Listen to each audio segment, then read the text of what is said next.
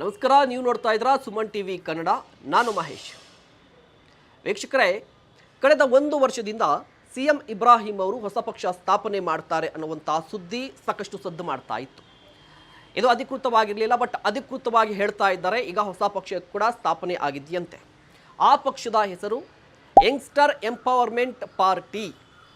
ಈ ಪಕ್ಷದ ಜೊತೆ ಸಿಎಂ ಇಬ್ರಾಹಿಂ ಅವರು ಗುರುತಿಸ್ಕೊತಾ ಇದ್ದಾರೆ. ಈ ಹೆಸರೇ ಹೇಳ್ತಾ ಇದೆ, ಅಥವಾ ಸಿಎಂ ಇಬ್ರಾಹಿಂ ಅವರು ಗುರುತಿಸಿಕೊಂಡಿರುವಂಥ ಪಾರ್ಟಿ ಹಿನ್ನೆಲೆಯನ್ನು ನೋಡ್ತಾ ಇದ್ದರೆ ಅಲ್ಪಸಂಖ್ಯಾತರನ್ನು ಕೇಂದ್ರೀಕರಿಸಿ ಮಾಡ್ತಾ ಇರುವಂಥ ಪಾರ್ಟಿ ಇದು.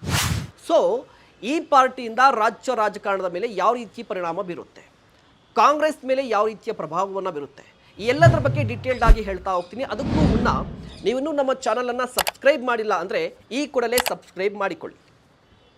ಈಗ ಮ್ಯಾಟ್ರಿಗೆ ಬರೋದಾದರೆ, ಸಿಎಂ ಇಬ್ರಾಹಿಂ ಜಾತ್ಯತೀತ ನಾಯಕರು. ಜನತಾ ಪಾರ್ಟಿಯಲ್ಲಿದ್ದರು, JDSಗೆ ಬಂದರು, ಕಾಂಗ್ರೆಸ್ಗೆ ಬಂದರು, ಕಾಂಗ್ರೆಸ್ ವಿರುದ್ಧ ಮುನಿಸ್ಕೊಂಡ್ರು, ಮತ್ತೆ JDSಗೆ ಬಂದರು, ರಾಜ್ಯಾಧ್ಯಕ್ಷರಾದರು. ಕಳೆದ ವಿಧಾನಸಭಾ ಚುನಾವಣೆಯಲ್ಲಿ JDSನ ರಾಜ್ಯಾಧ್ಯಕ್ಷರು ಕೂಡ ಆಗಿದ್ದರು. ಲೋಕಸಭಾ ಚುನಾವಣೆಯಲ್ಲಿ JDS ಮತ್ತು BJP ಒಂದಾದ ಕಾರಣಕ್ಕಾಗಿ ಸಿಎಂ ಇಬ್ರಾಹಿಂ ಅವರು JDSನಿಂದ ಹೊರಗಡೆ ಬಂದಿದ್ದಾರೆ. ಹೊರಗಡೆ ಬಂದ ನಂತರ ಅವರು ಹೊಸ ಪಕ್ಷವನ್ನು ಸ್ಥಾಪನೆ ಮಾಡ್ತಾರೆ ಅಥವಾ ಕಾಂಗ್ರೆಸ್ಗೆ ಹೋಗ್ತಾರೆ ಅನ್ನುವ ಮಾತಿತ್ತು.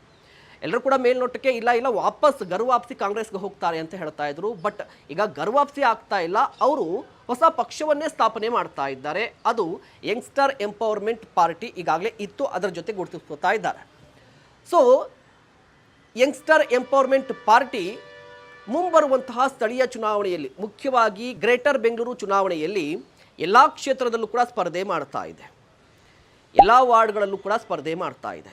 ಈ ಪಾರ್ಟಿ ಸ್ಪರ್ಧೆ ಮಾಡ್ತಾ ಇದೆ ಅಂತ ಹೇಳಿದ್ರೆ ಅಲ್ಪಸಂಖ್ಯಾತರನ್ನು ಕೇಂದ್ರೀಕರಿಸಿ ಸ್ಥಾಪನೆ ಆಗಿರುವಂಥ ಈ ಪಾರ್ಟಿ, ಅಥವಾ ಅವರನ್ನೇ ಮತ ಬ್ಯಾಂಕ್ ಆಗಿ ಮಾಡ್ಕೊಂಡಿರುವಂಥ ಈ ಪಾರ್ಟಿ ಸ್ಪರ್ಧೆ ಮಾಡಿದ್ರೆ ನೇರವಾಗಿ ಎಫೆಕ್ಟ್ ಆಗುವಂಥದ್ದು ಅಥವಾ ಪ್ರಭಾವ ಬೀರುವಂಥದ್ದು ಕಾಂಗ್ರೆಸ್ನ ಮೇಲೆ. ಯಾಕೆ ಕಾಂಗ್ರೆಸ್ನ ಮೇಲೆ ಅಂತ ಹೇಳಿದ್ರೆ, ಕಾಂಗ್ರೆಸ್ನ ವೋಟ್ ಬ್ಯಾಂಕ್ ಅಂತ ಬಂದಂಥ ಸಂದರ್ಭದಲ್ಲಿ ಸಿದ್ದರಾಮಯ್ಯನವರ ಕಾರಣಕ್ಕಾಗಿ ಅಹಿಂದ ಆದರೆ, ಈ ಹಿಂದೆಯಿಂದಲೂ ಕೂಡ ಕಾಂಗ್ರೆಸ್ಗೆ ವೋಟ್ ಹಾಕ್ಕೊಂಡು ಬರ್ತಾ ಇದ್ದದ್ದು ಅಲ್ಪಸಂಖ್ಯಾತರು, ಮುಖ್ಯವಾಗಿ ಮುಸ್ಲಿಮರು. ಈಗ ಮುಸ್ಲಿಮರು ಕಾಂಗ್ರೆಸ್ ಪರವಾಗಿದ್ದಾರೆ, ಗ್ಯಾರಂಟಿ ಕಾರಣಕ್ಕೋ ಅಥವಾ BJPಯನ್ನು ವಿರೋಧ ಮಾಡಲೇಬೇಕು ಅನ್ನುವ ಕಾರಣಕ್ಕೋ ಒಟ್ಟಾರೆಯಾಗಿ 90% ಮುಸ್ಲಿಮರು ಕಾಂಗ್ರೆಸ್ ಪರವಾಗಿದ್ದಾರೆ. ಇಂತಹ ಸಂದರ್ಭದಲ್ಲಿ ಸಿಎಂ ಇಬ್ರಾಹಿಂ ಅವರ ಪಾರ್ಟಿ ಏನಾದರೂ ಚುನಾವಣೆಯಲ್ಲಿ ಸ್ಪರ್ಧೆ ಮಾಡಿದ್ರೆ ಕಾಂಗ್ರೆಸ್ ಮೇಲೆ ಏನಾದರೂ ಪರಿಣಾಮ ಬೀರುತ್ತಾ ಅನ್ನುವಂಥ ಪ್ರಶ್ನೆ ಕೂಡ ವ್ಯಕ್ತವಾಗ್ತಾ ಇದೆ. ಅದರ ಜೊತೆಗೆ ಸಿಎಂ ಇಬ್ರಾಹಿಂ ಅವರ ಈ ಪಾರ್ಟಿ ಸ್ಥಾಪನೆ ಮತ್ತು ಸ್ಪರ್ಧೆ ಏನಿದೆಯಲ್ವಾ, BJPಗೆ ಪ್ಲಸ್ ಆಗುವಂಥ ಎಲ್ಲ ಸಾಧ್ಯತೆಗಳು ಕೂಡ ಕಾಣಿಸ್ತಾ ಇದೆ.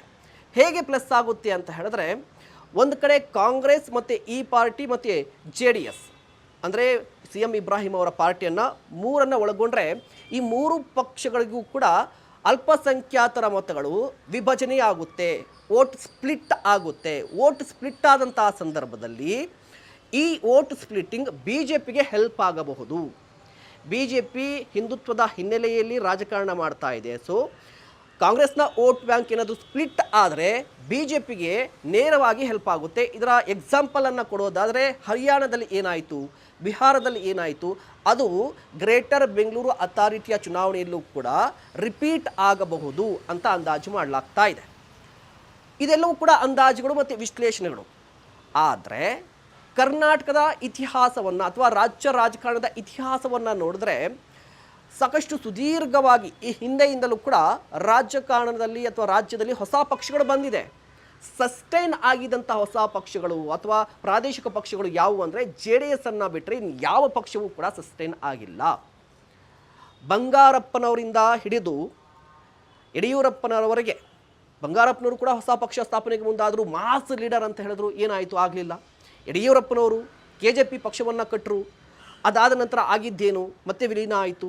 ಸಿದ್ದರಾಮಯ್ಯನವರು ಕೂಡ ಸ್ವತಃ ಪ್ರಾದೇಶಿಕ ಪಕ್ಷವನ್ನು ಕಟ್ಟಬೇಕು ಅಂತ ಮುಂದಾಗಿ ವಾಪಸ್ ಬಂದರು. ಸೊ ಬಡ ಅಂದರೆ ದೊಡ್ಡ ನಾಯಕರ ಕೈಯಲ್ಲೇ ಆಗದೇ ಇರುವಂತಹ ಕೆಲಸವನ್ನು ಅಥವಾ ಸಾಹಸವನ್ನು ಸಿಎಂ ಇಬ್ರಾಹಿಂ ಅವರು ಮಾಡ್ತಾರಾ? ನಿಮಗೇನು ಅನ್ನಿಸ್ತಾ ಇದೆ? ಸಿಎಂ ಇಬ್ರಾಹಿಂ ಅವರ ಈ ನಡೆ ಅಥವಾ ಈ ಪಕ್ಷದ ಬಗ್ಗೆ ನಿಮ್ಮ ಅನಿಸಿಕೆ ಏನು? ಯಾರಿಗೆ ಪ್ಲಸ್ ಆಗ್ಬೋದು, ಯಾರಿಗೆ ಮೈನಸ್ ಆಗ್ಬೋದು, ಕಮೆಂಟ್ ಮಾಡಿ.